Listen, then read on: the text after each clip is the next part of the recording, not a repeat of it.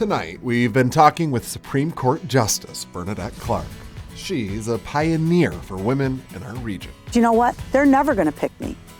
So I have to do this against all odds. She's had an entire career against all odds, being the first woman in just about every seat she's sat in. Those firsts mean something, not just to me and my family, of course, but they mean something to all the other young women who are out there thinking, hey, you know, when's it going to be my turn? She's used her turn to uphold the law and do her best to make lives better, especially for children. Your children didn't want this. Don't put them in the middle of it. Judge Clark recently ran for re-election. She won and is saying this will be her last term. I learn something every day. That's why I love my job. That's why I ran again for a second term. Of course, I'm old enough to retire, but that wasn't going to happen. Just like the law, she says another part of her job that she likes is the accountability, not just on litigants, but also on her. We must believe in our elected officials, or if we don't, and if they don't do the job, we vote them out. And that's the same thing, you know, judges in New York State face election. And if we're not doing our job, then we shouldn't be voted back in. That voting process is different for judges than other elected officials and complicated to understand. I want to talk about the election process for Supreme Court a little bit because I think it's confusing. It is very confusing. Very confusing to people. Here's 3 things that I know, and correct me if I'm wrong. Okay. Okay. 1, it's huge. Your district covers, it's bigger than a congressional district. Yeah, right? 6 counties. 2, it's similar to Electoral College. You have delegates, correct? Yes, and delegates from each party. And then 3 is that you have jurisdiction over pretty much every case in your district. Right. Am I correct in those 3 things? Yes. And what else do I need to know? No, okay. So as far as the length and breadth of the district, it's huge. It goes from Herkimer County in the east all the way to Onondaga County in the west, and then north to Canada, right, basically, you know, Lewis County, Herkimer County, and Jefferson County, Oswego County, you know, so it's a huge part of New York State. And you have to run in every county, which is unlike what I did for family court, where I ran in Oneida County. So you're basically unknown in every one of the other counties, and now you're running for office. Running for office with no primary and being widely unknown is difficult. But this time around, Judge Clark got to run on her track record. And if you honor me with your vote on Election Day, together we'll do it again. She earned endorsements from every political party line. And Clark, a Democrat who is endorsed by the Republican Party. And from different media outlets across all 6 counties, including right here in Jefferson County from the Watertown Daily Times.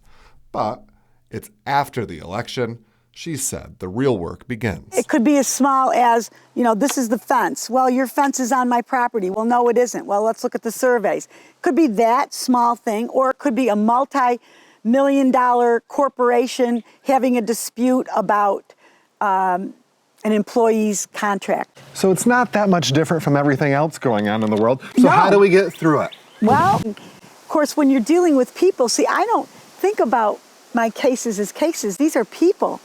So a doctor's career is on the line, and this plaintiff who believes they've been injured in some way, that's their life, their livelihood, their life. They may not be able to work anymore, or who knows. So cases are people. Even corporate cases are people, right? That's what motivates me. I want to help people get to the answer. What's the answer? What's right? What happened here? Let's unpack it. Let's figure it out. It's a puzzle. Let's get to the bottom of it. From cases like those to ones making the headlines. How do we find the answers? How do we get people to agree on what's right? And how do we use the law to do that? Now, you are somebody that has dedicated pretty much their entire adult life now to the law. You love the law. You believe in the law. Yeah. You work hard every day to make sure that those gray areas are no longer gray for people who step into your courtroom.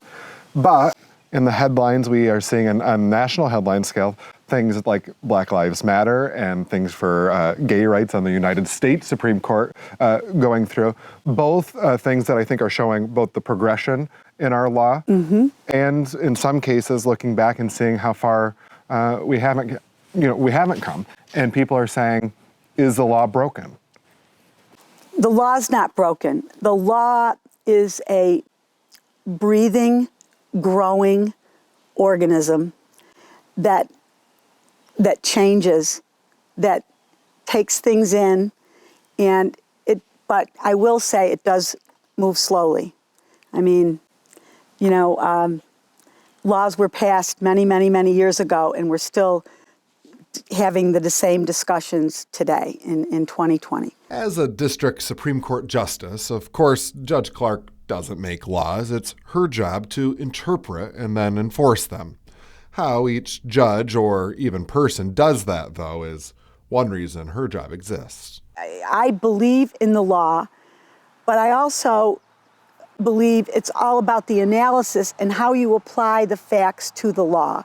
And that's a process that lawyers and judges go through, and it's painstaking. But I think at the end of the day, the law changes in some fashion with society. One of those laws that changed society was the Marriage Equality Act, one that led Judge Clark to another one of her first. I'm proud to say I performed the first gay marriage in Oneida County when I was elected. And a lot of judges, I heard, weren't going to do it. They just weren't going to. It was against what they believed in. I couldn't wait to do it, because I was thrilled, But again, I was following the law. And even though, maybe it wasn't for everybody, but that was the law of the land, and I believed in it, and I thought it was the best thing that ever happened.